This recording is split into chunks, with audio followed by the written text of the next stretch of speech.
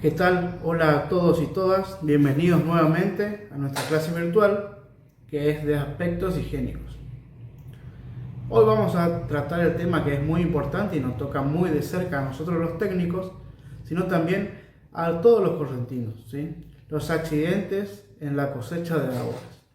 En nuestra provincia, la actividad forestal es una de las más importantes del NEA argentino, ¿sí? Corrientes junto a Misiones y gran parte del norte de Entre Ríos forman y concentran el 50% de la producción nacional en madera, ¿sí?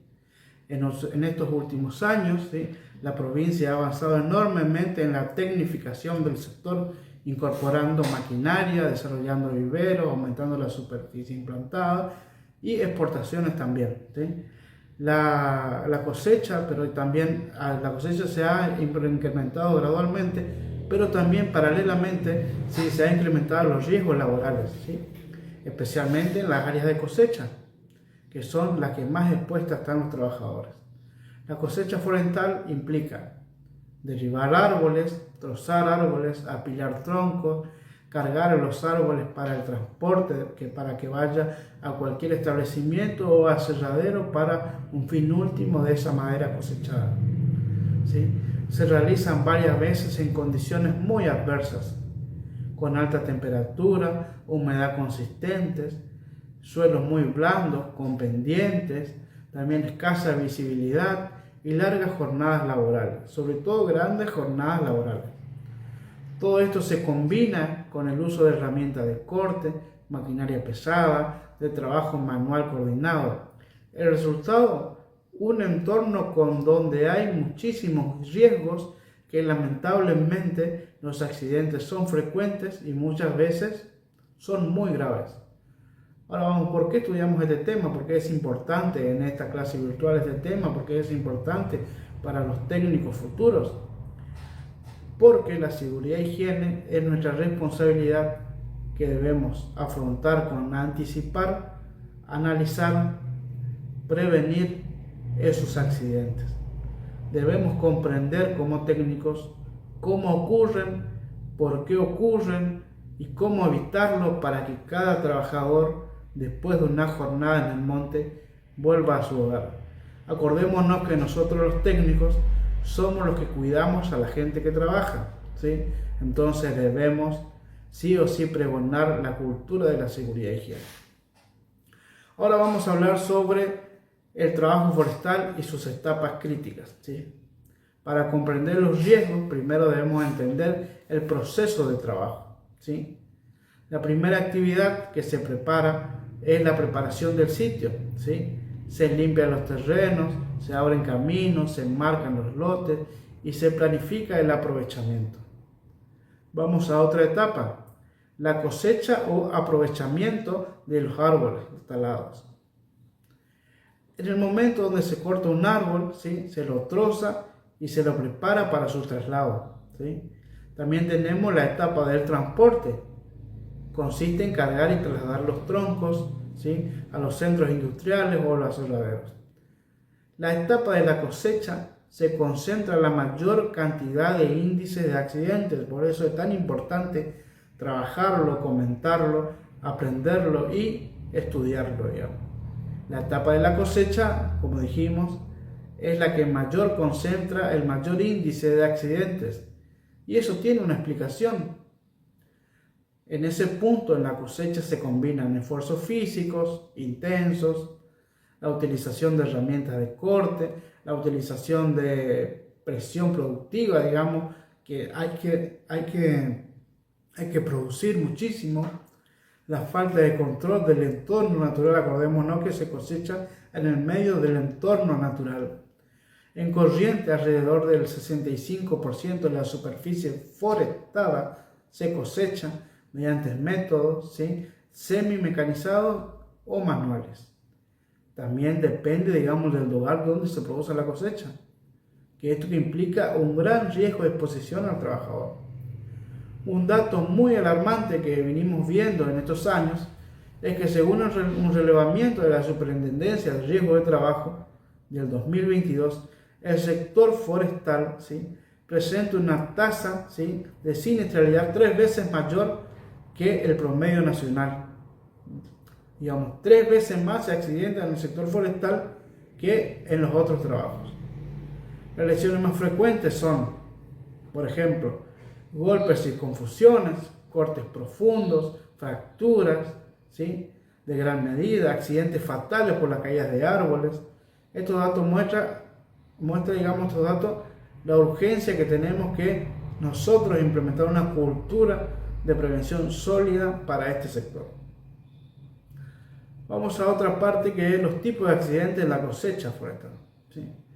Vamos en detalle con los principales accidentes que ocurren en la cosecha de árboles en la provincia de Corrientes. Golpes por aplastamientos por la caída de árboles o ramas, ¿sí?, son los accidentes más graves y lamentables. Son de muy poco frecuentes, pero cuando pasa tiene digamos, es muy grave, ¿sí? Sucede cuando un árbol, ¿sí?, cae en una dirección no prevista, ¿sí?, o cuando una rama golpea a un trabajador. El problema suele estar en el corte direccional mal ejecutado. Digamos, el corte direccional mal ejecutado hace que el árbol se caiga a otra dirección. También tenemos presencia del viento, ausencia de una zona de escape delimitada, digamos, una falta de comunicación entre los operarios. El árbol no cae por azar, cae mal, ¿sí?, por una falta técnica o una falta humana. Y eso es lo que nosotros debemos identificar y debemos corregir. También tenemos los cortes en motosierras. Los cortes en motosierras, ¿sí?, se hacen por fuertes innumerables accidentes. El rebote de la espada, la falta de afilado de la cadena, el descuido al trozar un árbol que no está en las condiciones que necesita estar para que sea cortado, digamos, no tiene freno en la motosierra, caídas y resbalones. En el monte tiene un suelo muy irregular, lleno de raíces, barro, piedra, humedad, desniveles, ¿sí? En la zona con pendientes se recomienda delimitar caminos peatonales para que los trabajadores puedan, digamos, desenvolverse en esa área. Vuelco de maquinaria, ¿sí?, la cosecha mecanizada o los skiders. Los skiders son una especie de tractor, digamos, con doble, cuando que agarra el tronco, lo corta, lo cepilla y lo pone en otro sitio. Eso se le llama tractores forestales, también se le llama, ¿sí? Muchas veces estos tractores forestales, el trabajador no usa el cinturón de seguridad, no tiene, digamos, una cabina estructural antihuelco tampoco. Sobreesfuerzo, fatigas, golpes de calor. Recordémonos que en Corrientes hace más de 35 grados de calor, y muchas veces los pantalones de corte, digamos, son fabricados por normas internacionales que son casi siempre fabricadas por normas, digamos, europeas, donde hay mucho frío. En cambio, acá en Corrientes tenemos casi 35 grados de calor. Imagínense el trabajador con esa ropa de invierno, digamos, por la parte de material que está certificada para certificaciones europeas. La humedad es alta, el trabajador está expuesto, digamos, a largas horas de jornada, ¿sí? Hay fatiga muscular, digamos, deshidratación, pérdidas de concentración, y que son causas, digamos, de accidentes. Ahora que entendemos los tipos de accidentes, veamos por qué ocurren, ¿sí? Según la resolución de la Superintendencia del Riesgo de Trabajo, en la norma 909/15, establece que toda investigación de accidentes se deben determinar de 2 niveles. Como ya vimos en la clase anterior a esta, hablábamos de la clase de las causas inmediatas y las causas básicas. En la clase anterior vimos un poco esto. Digamos, son los actores, las causas inmediatas son los actores, condiciones inseguras que provocan el accidente, digamos.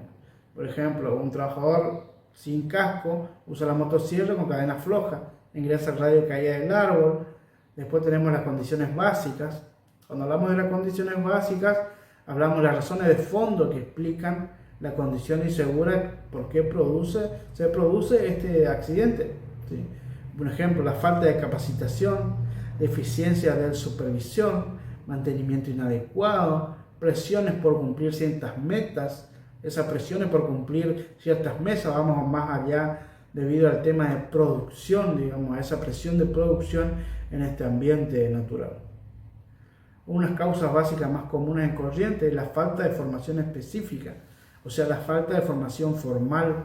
Muchos operarios aprenden, digamos, mirando o imitando, y esa sin capacitación formal, y se repite esos errores, digamos, si el que fue imitado tiene errores, esos errores se repiten, digamos, porque se capacita de esa forma. También que hay también causas organizacionales, por ejemplo, la tercerización de la cosecha, la rotación del personal mala, la ausencia de técnicos permanentes en la cosecha. Todo esto puede generar un vacío de control donde el accidente se vuelve muy probable. A ver, este vacío de control, el accidente se vuelve muy probable.